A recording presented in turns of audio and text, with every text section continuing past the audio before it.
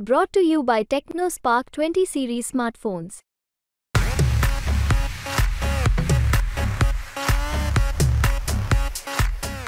पुण्याचं कल्याणी नगर अपघात प्रकरण ज्याचे पडसाद अख्ख्या राज्यभरामध्ये उमटलेले आहेत। एका आलिशान पोर्शे कारमधील मद्यधुंद अवस्थेत असलेल्या आरोपीनं अनिश अवधिया आणि अश्विनी कोस्टा या दोन तरुणांचा बळी घेतला।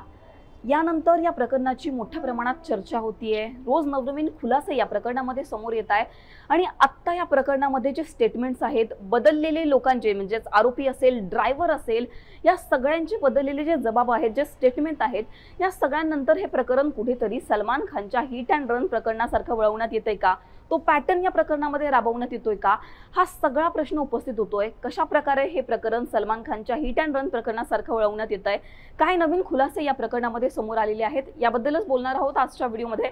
नमस्कार, मी पूजा, तुम्ही पाहताय मुंबई तक। शनिवारी मध्यरात्री एका आलिशान पोर्शे कारमधील आरोपीनं दोन तरुणांचा बळी घेतला। त्यानंतर पुण्यामधलं हे प्रकरण अख्ख्या राज्यभरामध्ये चर्चेत आलं।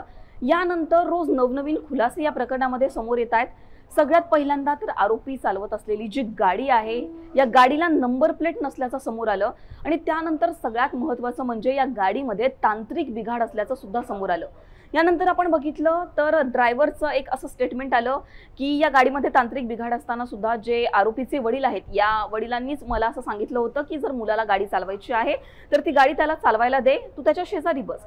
या सगळ्यांनंतर आता जो मेन आरोपी आहे, आरोपीचे वडील आहेत आणि त्यानंतर या गाडीमध्ये असलेले आरोपीचे दोन मित्र, या सगळ्यांचे जे स्टेटमेंट आलेले आहेत या सगळ्यांनी असं म्हटलेलं आहे की ड्रायव्हरच गाडी चालवत होता। आरोपीचं असं म्हणणं आहे की मी गाडी चालवलेली नाही, ड्रायव्हर गाडी चालवत होता। त्यानंतर आरोपी ज्या अपघाताआधी ज्या बारमध्ये गेला होता, ज्या बारमध्ये त्यांनी मद्यप्राशन केलं तिथे त्याचे जे दोन मित्र आहेत ते सुद्धा गाडीमध्ये होते आणि या दोन त्याच्या मित्रांचं असं म्हणणं आहे की आरोपी गाडी चालवत नव्हता, जो ड्रायव्हर आहे तो गाडी चालवत होता। आरोपीचे वडील विशाल अग्रवाल यांचं सुद्धा असं म्हणणं आहे की जो ड्रायव्हर आहे तो गाडी चालवत होता आणि या सगळ्यांनंतर आता ड्रायव्हरचं सुद्धा असं स्टेटमेंट आलेलं आहे की मीच गाडी चालवत होतो।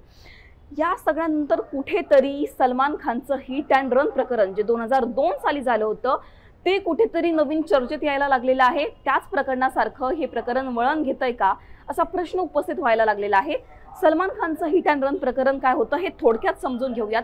2002 मध्ये सलमान खानच्या टोयोटा लँड क्रुझर या गाडीनं बँड्रा येथे एका बेकरी जवळ फुटपाथवर झोपलेल्या लोकांना उडवलं होतं।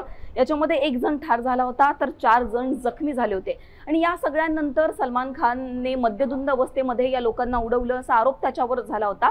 पण हे सगळं फेटाळत सलमान खाननं मी गाडी चालवली नाही, ड्रायव्हर गाडी चालवत होता, मी मद्यपान केलं नाही असं म्हटलं आणि असे कुठलेच ठोस पुरावे पोलिसांना सापडले नव्हते ज्याच्यामुळे हे प्रूफ होईल की सलमान खान स्वतः गाडी चालवत होता।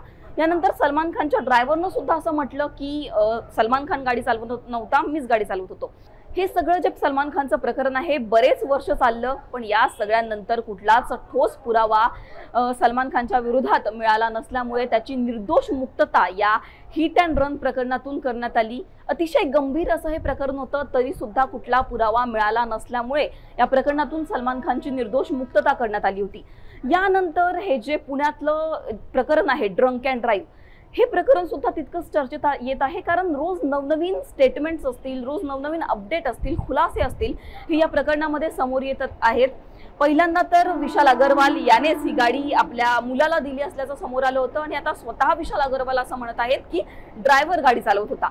त्यामुळे कुठेतरी सलमान खानच्या प्रकरणाचा पॅटर्न या ज्या सगळ्या पुण्याच्या प्रकरणामध्ये वापरला जातोय का हे सुद्धा इथे पाहणं महत्त्वाचं आहे।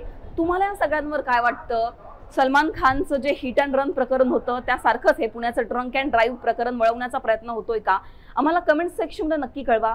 हा व्हिडिओ तुम्हाला आवडला असेल त्याला लाईक करा, कमेंट करा, शेअर करा आणि मुंबई तकला तुम्ही जर सबस्क्राईब केलं नसेल तर सबस्क्राईब करायला विसरू नका। धन्यवाद।